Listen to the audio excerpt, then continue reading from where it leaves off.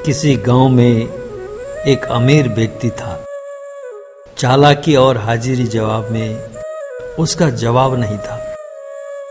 इस मामले में कोई उसको जीत नहीं सकता था। हर तरह सुख चैन की जिंदगी कट रही थी, पर उसका जवान बेटा उस जैसा चालाक और हाजिरी जवाब नहीं था। इसलिए उसे हर समय चिंता सताती रहती थी। वह सोचता था, मेरे बाद इसका गुजारा कैसे होगा।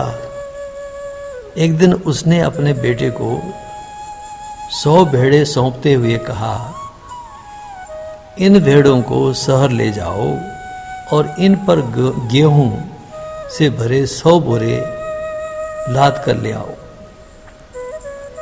बेटा भेड़ों को लेकर शहर तो पहुंच गया, पर 100 बोरा गेहूं कहां से खरीदता। पैसे तो उसके पास थे ही नहीं। इसी समस्या के सोच विचार में वो एक सड़क के किनारे बैठ गया। कोई उपाय उसे सूझ नहीं रहा था, इसलिए परेशान भी हो रहा था। तभी एक लड़की आई और उसने लड़के की परेशानी का कारण पूछा। लड़के ने अपनी समस्या बताई तो उसने कहा, चिंता मत करो, मैं तुम्हारी समस्या का समाधान किए देती हूं। लड़की ने भेड़ों के बाल उतारकर बाजार में बेच दिए और गेहूं के 100 बोरे खरीदकर उन भेड़ों पर लाद दिए। अमीर का बेटा प्रसन्न होता हुआ घर लौट चला। वह सोच रहा था, मेरे पिता मुझसे बहुत प्रसन्न होंगे। पर जब उसने सारी बात पिता को सुनाई तो उन्हें कोई प्रसन्नता नहीं हुई। दूसरे दिन उसने बेटे से कहा, पिछले दिन भेड़ों के बाल उतारकर बेचना मुझे अच्छा नहीं लगा। अब तुम दोबारा भेड़ों को लेकर जाओ और जौ के 100 बोरे लाद कर ले आओ। अमीर का बेटा शहर जाकर पुनः उसी स्थान पर जा बैठा। वही लड़की फिर आई। लड़के ने अपनी समस्या पुनः उसके सामने रखी तो लड़की ने भेड़ों के सींग काट कर बेच दिए और जौ के 100 बोरे भेड़ों पर लदवा दिए।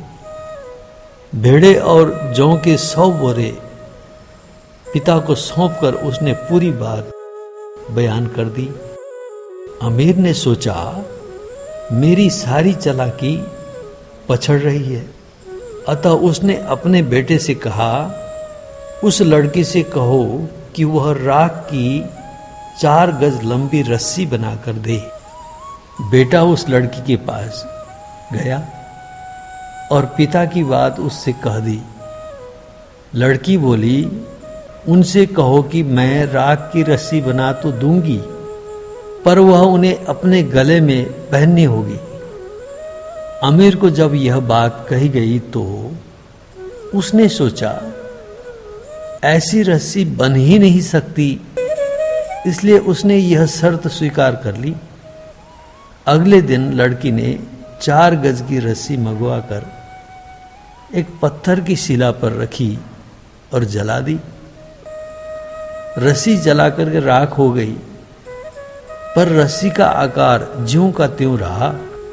वह पत्थर की उस शिला को अमीर के पास ले गई। उसने अमीर से कहा, लीजिए मालिक, राख की रस्सी सेवा में प्रस्तुत है, अब आप इसे पहन लें। अमीर उस रस्सी को देखकर आश्चर्य में पड़ गया। उसने सोचा, इस रस्सी को पहनना तो क्या, उठाया भी नहीं जा सकता, यह तो हाथ लगते ही टूट जाएगी। लड़की की होशियारी के सामने अमीर की चालाकी और हाजिर जवाबी धरी की धरी रह गई। वह बहुत शर्मिंदा हुआ। इसलिए कहा जाता है, किसी चीज में भी अपनी सूझबूझ को, विवेक को लगाकर अगर हम कोई भी काम करते हैं तो हमें ऐसी बुद्धि, ऐसा विवेक फुरने लगता है जिससे कि हमारी सारी समस्याओं का समाधान हो जाता है। इसी के लिए कहा जाता है कि जब हम आंतरिक गहन शांति की अनुभूति में रहते हैं, उस समय हमारे विवेक से ऐसी ऐसी ऊंची युक्ति की बातें फुरने लगती हैं जिस हम अपने उद्देश्य में, लक्ष्य में सफल हो जाते हैं। यही उदाहरण इस कहानी से यथार्थ होता है कि अपनी बुद्धि और विवेक का सही परिचालन करने के बाद ही हम अपने लक्ष्य में सफल हो सकते हैं।